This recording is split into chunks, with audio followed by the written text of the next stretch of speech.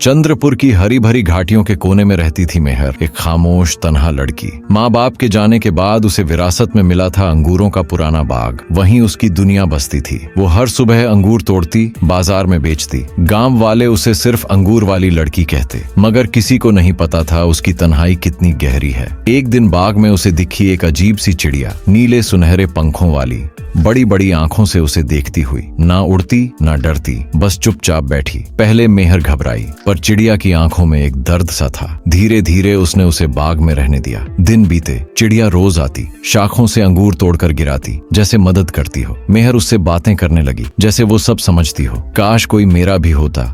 मेहर बड़बड़ाती तो चिड़िया पंख हिलाकर जैसे सहमति देती। एक शाम तेज बारिश हुई। मेहर झोपड़ी में भाग गई, मगर देखा चिड़िया बाहर भीग रही है। उसका दिल पिघल गया। उसने कहा, आजा अंदर, अब तू अकेली नहीं रहेगी। चिड़िया झोपड़ी में आ गई और अब मेहर की हर बात, हर ख्वाब की गवाह बन गई। वो उसे नीली कहकर पुकारने लगी। रातें बीतती गईं। एक रात नीली मेहर के बहुत करीब आई। मेहर को नींद में अजीब ख्वाब आए। सुबह बदन थका सा लगा। वक्त के साथ मेहर ने खुद में तब्दीलियां देखी। कमजोरी, सुबह की मतली। फिर एक दिन बेहोश होकर गिरी। हकीम आया, चुपचाप बोला, बेटी तू माँ बनने वाली है। गांव में तूफान मच गया। किसका बच्चा है? मेहर के पास कोई जवाब न था। उसने तो कभी किसी इंसान को छुआ तक नहीं था। लोग हंसते, ताने देते, कुछ मर्द अश्लील बातें करते। मेहर खुद को आईने में देखती और रोती, मेरा गुनाह क्या है? उसकी नजर बार बार नीली पर जाती, जो अब भी चुपचाप उसके आंगन में बैठी रहती। एक रात मेहर ने फूट फूट कर पूछा, क्या तुमने? नीली की आंखों में आंसू थे।